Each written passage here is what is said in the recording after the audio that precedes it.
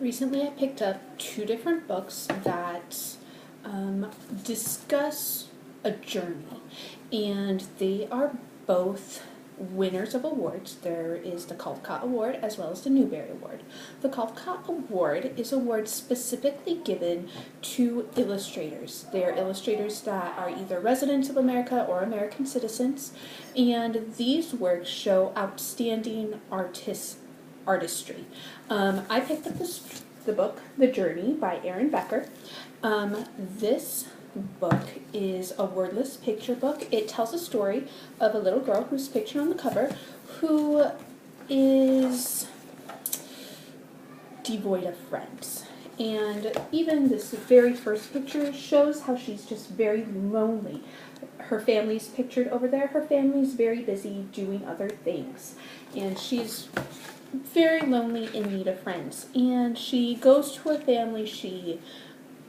They all kind of ignore her. Nobody is willing to play with her. Well, it so happens she's in possession of a magic red marker. It's kind of hard to see, but it's kind of over there in the corner. And she takes this marker and she draws a picture on her wall and creates a door. And she enters this fantasy world through the door. And the world is full of colors. Whereas the first pictures, it was very monochromatic, except for maybe the red crayon. There was not much color, not much life, and that really expressed the way that she felt. And as she journeys through this magical world, she comes to this really cool city. The city does not have streets like our streets do, but instead it is full of rivers. And this red boat, she has created that boat in a previous scene, kind of similar to how she created the door. I didn't really show you that picture very well, but here we have the city. And as she journeys through the city, it so happens that she falls off of one of these dead-end waterfalls.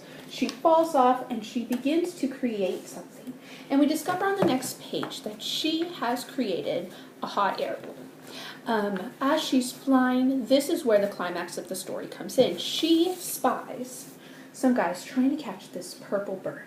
Sure enough, they capture the bird, and she tries to save the bird.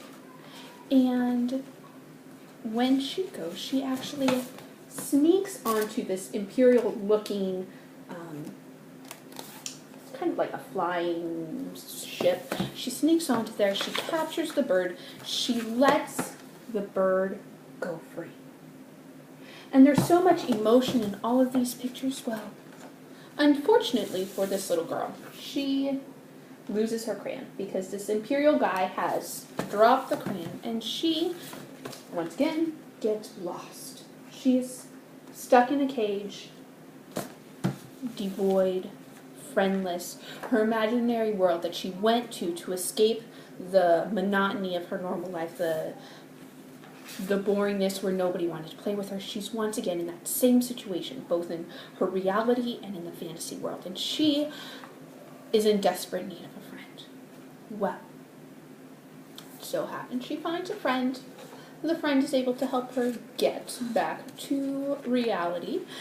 And it so happens that this friend, I can't ruin the ending for you, but it's a very good story. I showed this book to my 3-year-old nephew this morning, and when I opened up the wordless book, he was entranced by the pictures, but he was like, "Auntie, where are the words?" And I was like, "There's no words. You have to tell me the story." And so he was able to tell me the story. He enjoyed the story, but he's still trying to tell me that he cannot read it because he doesn't know how to read. And I was like, "Well, you can read it because there's no words. You can read it for me." So we had an enjoyable time with that this morning.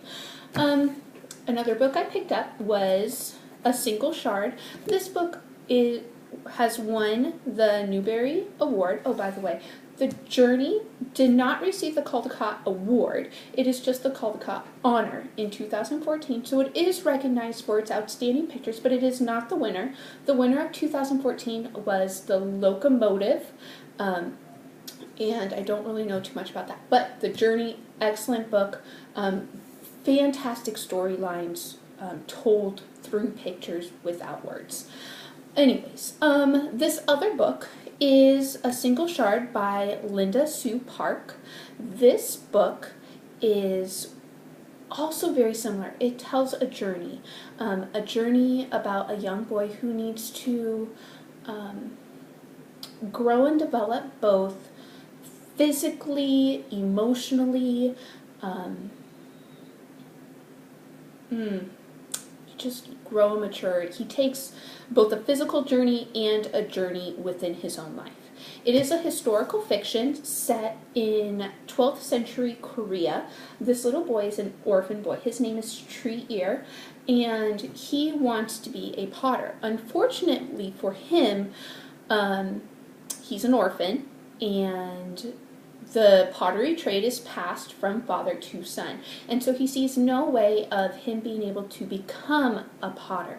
Well, some things happen. He ends up able to apprentice for a master potter. And while he's there, he once again, he matures, he grows, he is able to build relationships, to find a family. But he experiences great struggles along the way.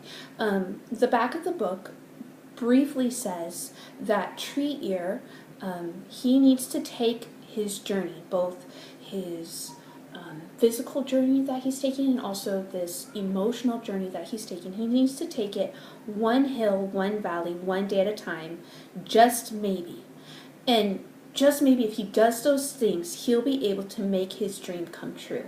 And Tree Ear experiences some very difficult moments, both because of his lack of family and because just because of the things that go on in his society. The Newbery Award is given for outstanding writing by an American, either citizen or resident. This story, great story, has a multicultural influence in it. You see some of the Buddhist religion comes up, and so it will expose young students to some of the philosophies of Buddhism without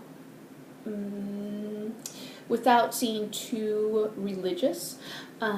It also tells a great story about the culture of the Koreans, of how they're very respectful, very overtly so. Everything that they do is for appearance. Everything is for respect.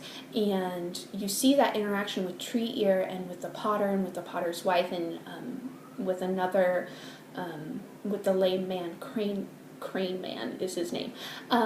But you get to see the Korean culture, but it's also a story that transcends both the time when this is supposed to take place as well as the cultural boundaries, because even though the story takes place in Korea, you can apply it to many different places. It's a great story. You'll have to read it to figure out whether Tree Ear is able to become a potter, what exactly is the journey that he takes. Great story. I suggest you pick it up. So those are just two books. They show excellence as far as illustration, as far as writing is concerned as well. Great stories about a journey that people need to take, whether they journey to a magical world in their imagination or the physical and emotional journey that Tree Ear takes in a single shard. That's it. I hope you enjoyed it. Bye.